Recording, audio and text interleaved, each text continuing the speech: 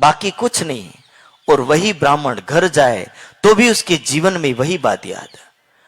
दूसरे दिन वही ब्राह्मण जब श्री जी साहब से मुलाकात करने के लिए, दर्शन करने के लिए आया, श्री जी साहब एक नदी के किनारे बैठे हैं, दूसरे किनारे से वो आ रहा है, पूरी नदी है।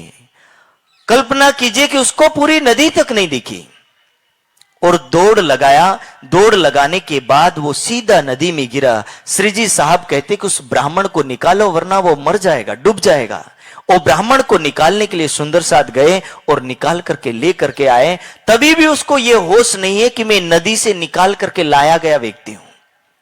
उसके मन मस्तिष्क में एक ही रोम रोम बीच रमी रहा पीयू आशिक के अंग, इश्क ले कोई ऐसा हुआ हो गया एक ही रंग, कि जिसके रोम रोम में परब्रह्म सच्चिदानंद का स्वरूप विराजमान हो, जिसके हर रोम के अंदर परब्रह्म का स्मरण आ रहा हो, जो हर रोम के अंदर याद कर रहा हो, उसका हर रोम परमात्मा के लिए समर्पित हो चुका हो।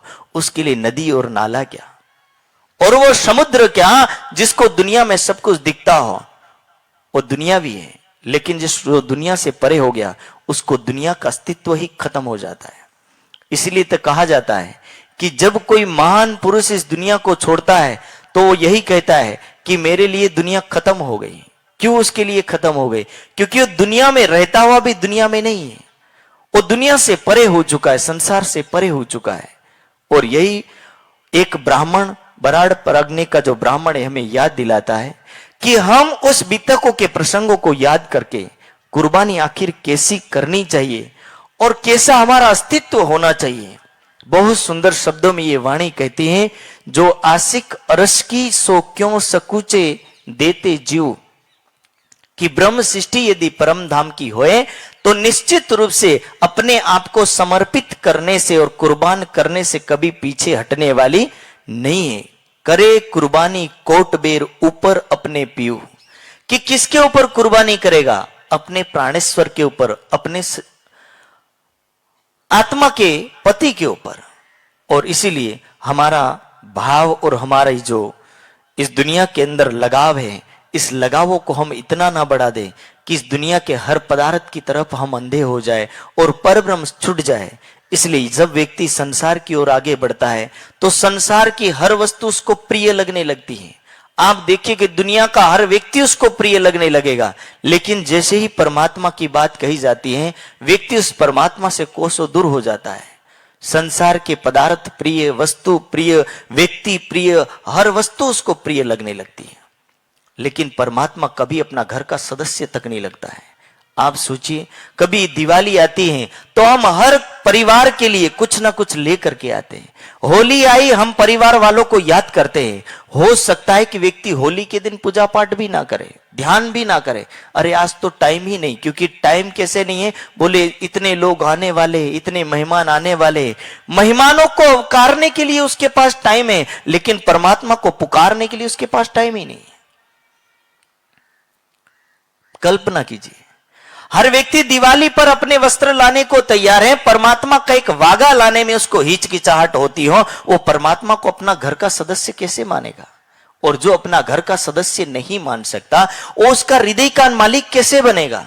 और जब हृदय का मालिक नहीं बनेगा तो अर्स तुम्हारा मेरा ये सिद्धांत खंडित हो जाएगा।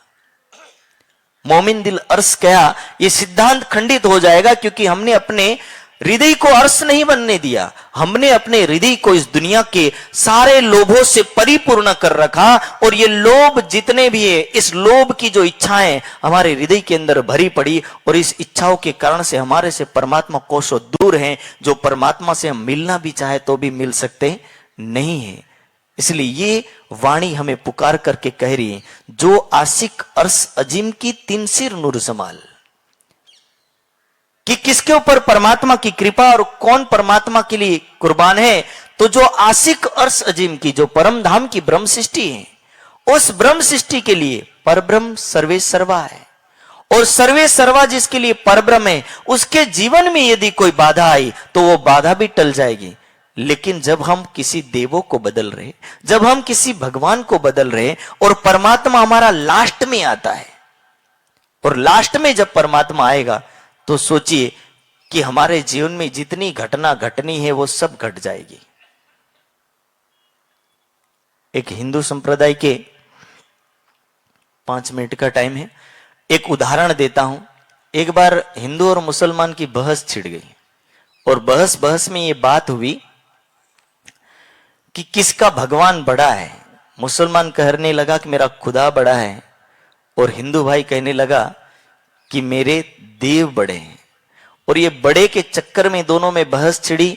तो हिंदू भाई कहने लगा मेरे पास तो बहुत सारे भगवान हैं, आपके पास तो एक ही खुदा है, एक ही खुदा है।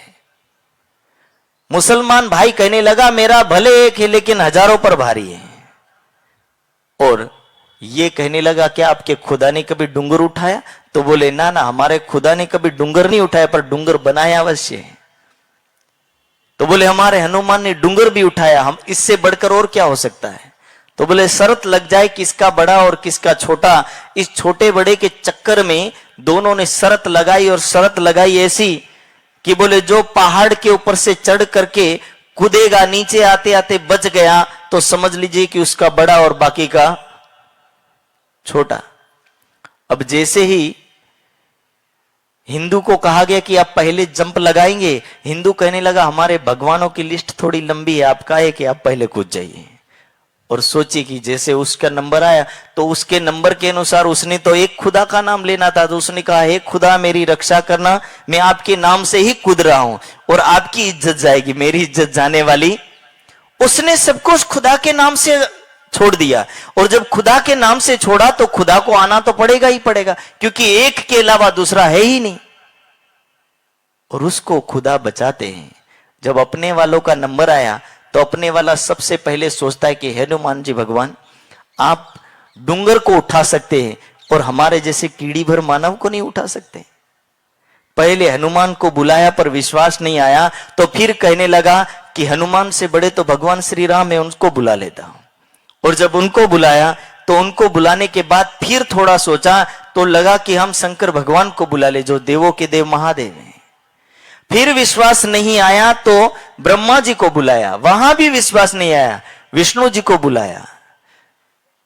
जब हनुमान निकल पड़े तो राम को बुलाया तो हनुमान सोचे जब मेरे से बड़े को बुलाए तो मैं क्यों जाऊं, ठीक है।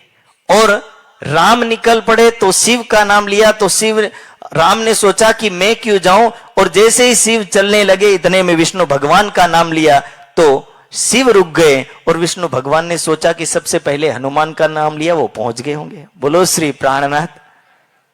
अब उसका क्या हुआ, आते आते राम नाम सत्य है।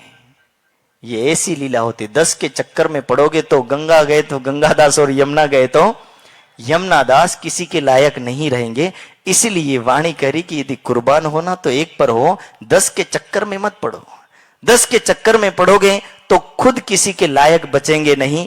इसलिए हम सुंदर साथ को ये आखिरी समय मिला और आखिरी समय के अंदर ये वाणी, ये ब्रह्म ज्ञान हर ब्रह्म सृष्टि को यही कहना चाहती है कि सुहागिन नार वही है जो परब्रह्म परमात्मा के लिए अपने आप को मिटा देने वाली, जिसके रोम रोम सब अंगों जुदी जुदी दे कुर्बानी और हर तरह से अपने आप को समर्पित करने वाली आत्मा को ही ब्रह्म सृष्टि के नाम से कहा गया, उसी को ही आशिक के नाम से कहा गया।